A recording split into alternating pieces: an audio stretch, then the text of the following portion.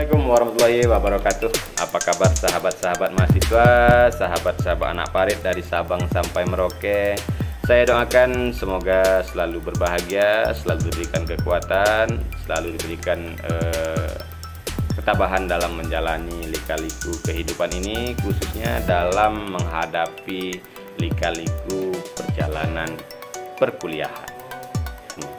Pada pertemuan ke-8 ini, pada mata kuliah Manajemen Personalia dan Kearsipan Sekolah, kita akan membahas tentang refleksi pembelajaran tengah semester mata kuliah Manajemen Personalia dan Kearsipan Sekolah.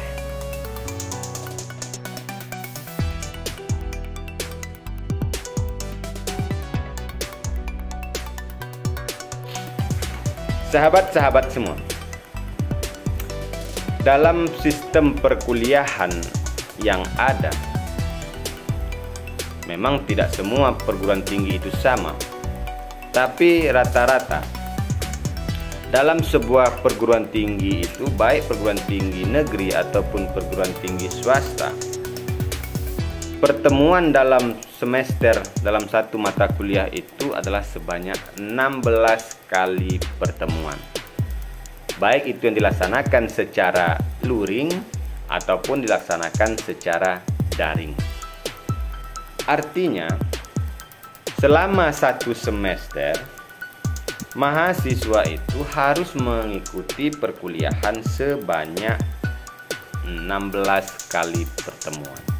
Di program studi Manajemen Pendidikan Islam, Fakultas Ilmu Agama Islam, Universitas Islam Indragiri Tembilahan, dalam satu semester itu, mahasiswa hanya dibenarkan untuk tidak mengikuti perkuliahan dalam satu semester itu hanya 4 kali. Artinya bahwa selama satu semester, mahasiswa boleh alfa, boleh izin itu sebanyak 4 kali. Dalam tanda petik ya. Nah, sehingga selebihnya itu haruslah mengikuti mata kuliah bersangkutan, kemudian juga diharuskan untuk lulus dalam mata kuliah yang sedang diambil. Begitu juga dengan mata kuliah Manajemen Personalia dan Kearsipan Sekolah ini. Dalam satu semester, sahabat-sahabat semua akan mengikuti pertemuan secara luring ataupun secara daring sebanyak 16 kali pertemuan. Karena pada pertemuan saat ini kita telah masuki pada pertemuan ke-8, maka kita harus melaksanakan ujian tengah semester. Karena memang ujian tengah semester dan ujian semester itu merupakan kebijakan universitas ataupun perguruan tinggi masing-masing. Nah, karena kita telah masuk kepada pertemuan ke-8, maka kita juga harus melaksanakan ujian tengah semester. Tapi pada saat ini, saya lebih ingin mengajak sahabat-sahabat semua itu bukan untuk sifatnya untuk ujian, tapi saya sifatnya itu ingin merefleksi pembelajaran yang telah lalu.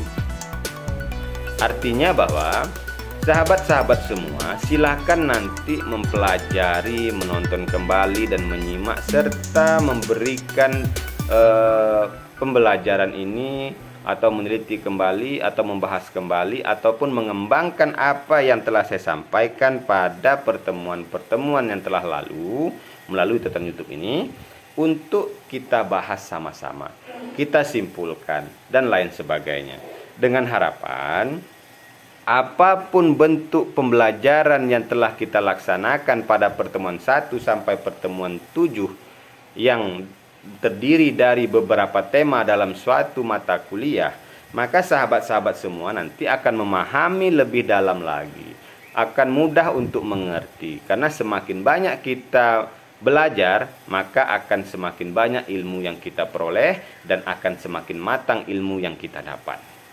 Nah, itulah harapan saya mengapa kita pada pertemuan ke-8 ini ingin merefleksi pembelajaran-pembelajaran yang telah lalu. Karena memang dalam sistem perkuliahan yang hanya pertemuan itu hanya dilaksanakan selama seminggu itu hanya 1 kali, dan itu pun hanya dalam 1-2 SKS, otomatis untuk mempelajari sebuah tema itu tidaklah mudah ya. Kalau seandainya hanya berpatokan pada saat pertemuan saja.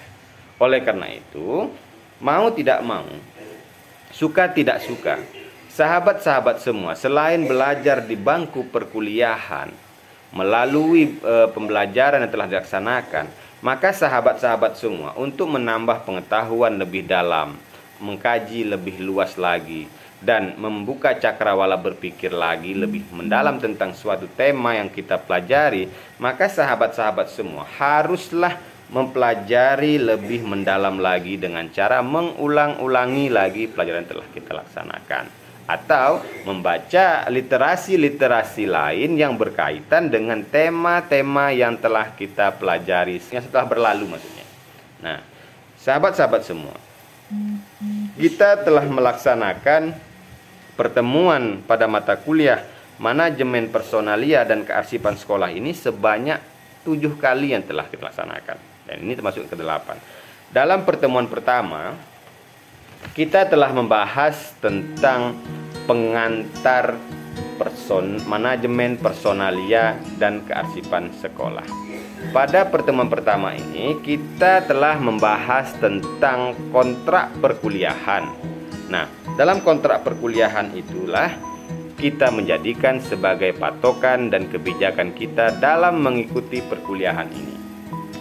Sejak dari kontrak kuliah, sistem perkuliahan, kemudian sekilas tentang manajemen personalia dan kearsipan sekolah, dan lain sebagainya.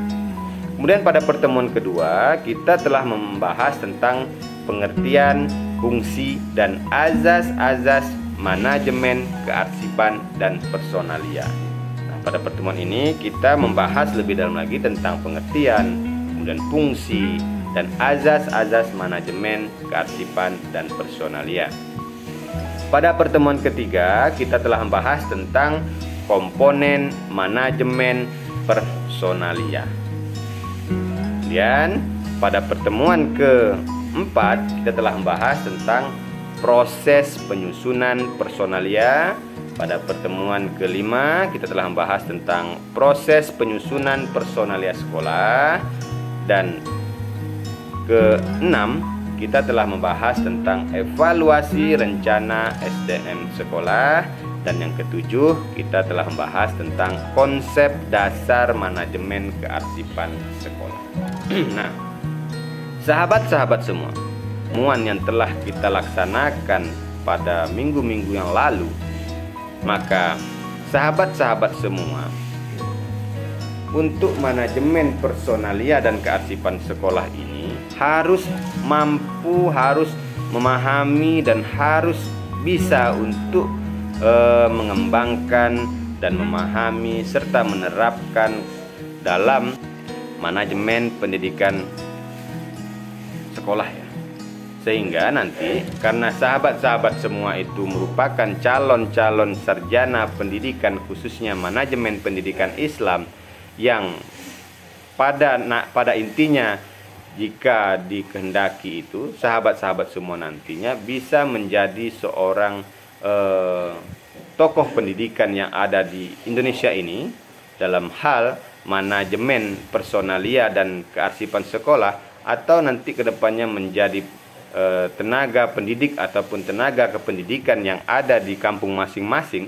Maka sahabat-sahabat semua jika sebagai leader, maka sahabat-sahabat semua harus memahami bagaimana apa itu sebenarnya manajemen personalia dan kearsipan sekolah. Sejak dari pengertiannya, fungsinya, azas-azasnya, kemudian bagaimana cara kita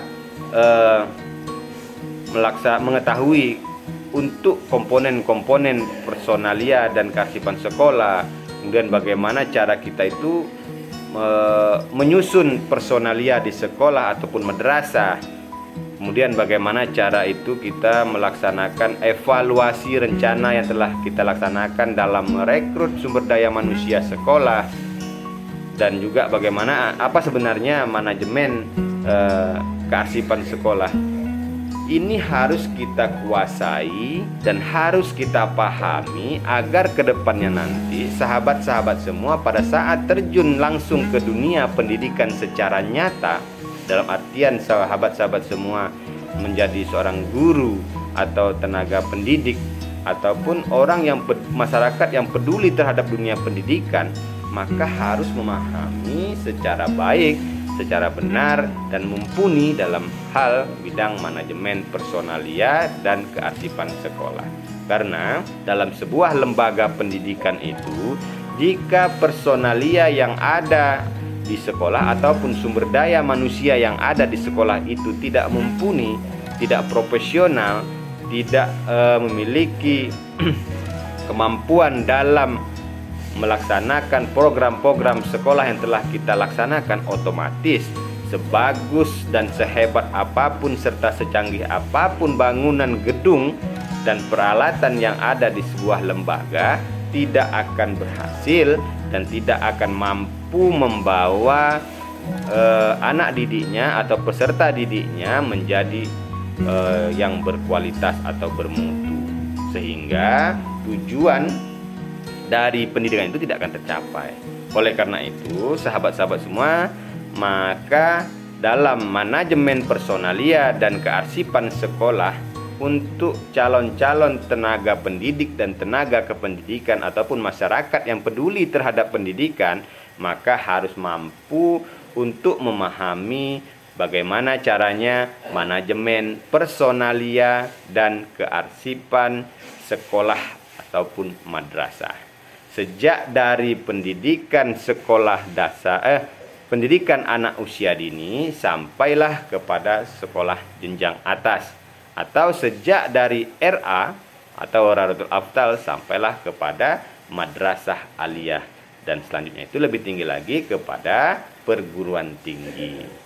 Semoga saja dengan belajarnya kita tentang manajemen personalia dan kearsipan sekolah ini, sejak dari pertemuan 1 sampai ke pertemuan 7 bisa dipahami dan bisa dilaksanakan dengan baik.